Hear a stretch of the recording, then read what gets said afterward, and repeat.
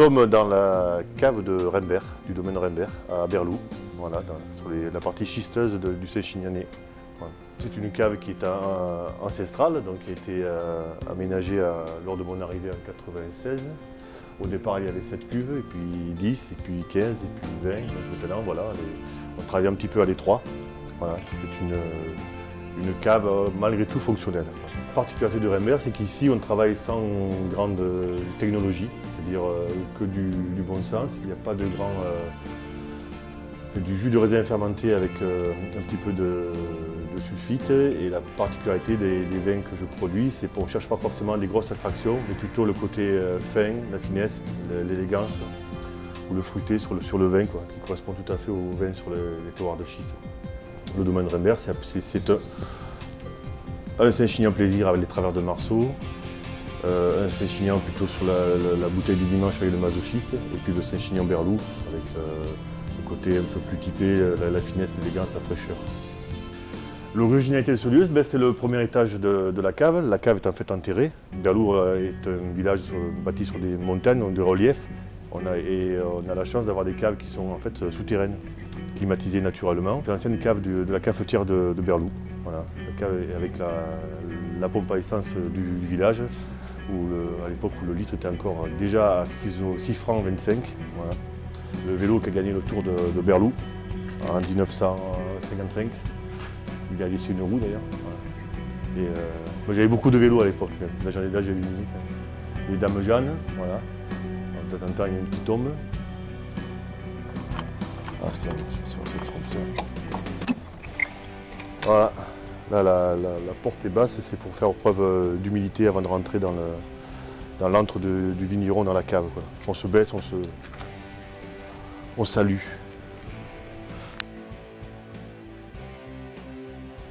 Ici on se trouve dans le chai à barrique, j'élève le célèbre masochiste qui reste 12 mois en barrique, donc qui est un Carignan, Syrah et Mourvèdre.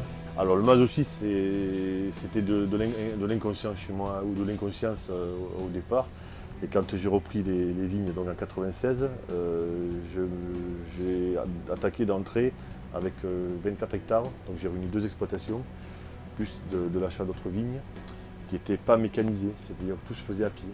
Donc on a travaillé pendant quasiment 3 ans, tout à dos d'homme. Il fallait être un petit peu masochiste, quoi. Mais après j'ai transformé ça en disant que je me donne du mal pour faire du bien. C'était l'idée du masochisme, voilà.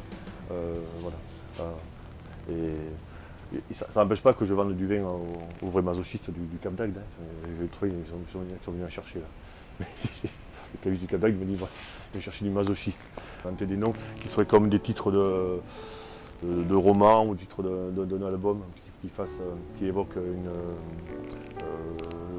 chez le consommateur une idée d'évasion, quoi. Et si le nom déjà fait rire, pour moi c'est déjà gagné. Le retour du Magnum, c'est un beau format à ne pas oublier à partir du moment où on est un petit peu nombreux, c'est-à-dire à partir de 2. Donc ne pas hésiter à se payer un Magnum, quoi. C'est un bon format parce que le vin se conserve mieux, bien, et c'est très festif, quoi. Voilà.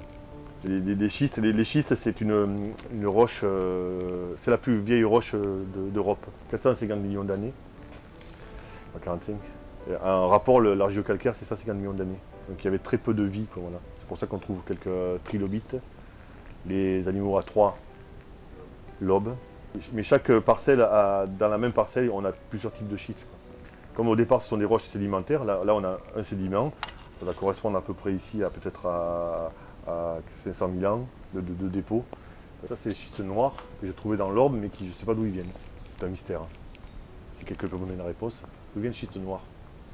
Ah, pour mes patients, buvez du vin, buvez du Rembert de façon raisonnable mais régulière. Moi, ça m'arrange. Voilà.